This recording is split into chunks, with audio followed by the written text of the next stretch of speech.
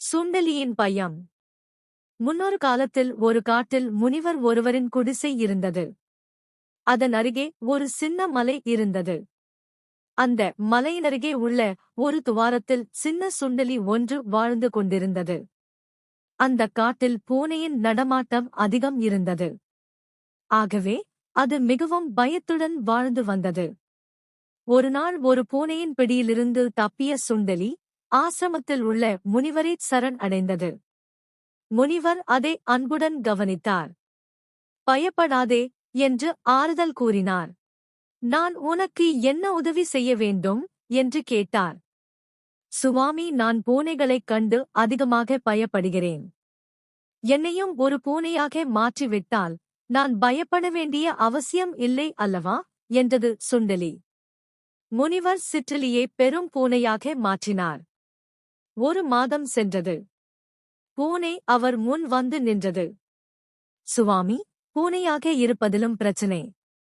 ஓநாய்கள் என்னை விரட்டுகின்றன என்றது. பூனையின் எண்ணத்தை அறிந்து கொண்ட முனிவர் அதை ஓநாயாக மாற்றினார். ஓநாய் சந்தோஷமாக திரும்பிச் சென்றது. ஒரு மாதம் சென்றவுடன் மீண்டும் ஓநாய் திரும்பி வந்து முனிவரை சரண் அடைந்தது. என்ன விஷயம் என்றார் முனிவர். கரடிகள் தொல்லை தருகின்றன என்றது ஓநாய். அதை கரடியாக மாற்றி அனுப்பி வைத்தார் முனிவர். மீண்டும் ஒரே மாதத்தில் திரும்பியது கரடி. இப்போதும் பிரச்சனையா என்று பொன் சிரிப்புடன் கேட்டார் முனிவர். ஆம், சிறுத்தைகள் என்னை கடிக்க வருகின்றன என்றது. ஓஹோ என்ற முனிவர் அதை ஒரு சிறுத்தையாக உருமாற்றினார். ஒரு மாதம் சென்றவுடன் சிறுத்தை திரும்பி வந்தது. சிங்கங்கள் என்னை காட்டை விட்டு வெளியேறு என்று உத்தரவிடுகின்றன என்றது. காரணம் என்ன என்று முனிவர் கேட்டார். பலசாலிகள் ஒரே காட்டில் இருக்கக்கூடாது என்பதுதான் அதன் எண்ணம் என்றது. முனிவர் அதை சிங்கமாக மாற்றினார். சிங்கம் ஒரு மாதம் சென்ற பிறகு, சுவாமி, நகரத்திலிருந்து வந்த அரசன் ஒருவன் சிங்க வேட்டை ஆடினான். தப்பிப் பிழைத்தது நான் மட்டும்தான் என்றது. முனிவர் சிங்கத்தை அரசனாக்கினார்.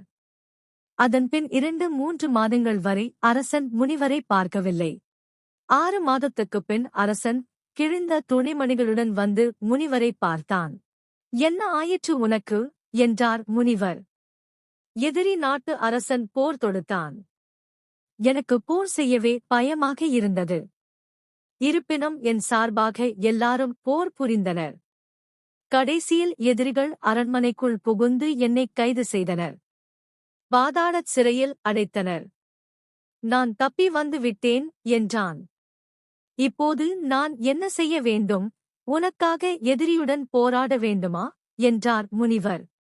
அந்த அரசன் அமைதியாக இருந்தான். முனிவர் சொன்னார், சிற்றலியாக இருந்த உன்னை அரசர் வரை உயர்த்தினேன்.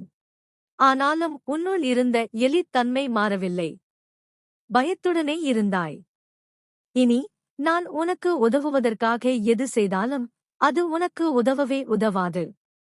இதுவரை எலியின் மனதையே பெற்றிருக்கும் நீ இனியும் எலியாக இருப்பதே நல்லது என்று கூறி அரசனை எலியாக மாற்றினார் முனிவர்.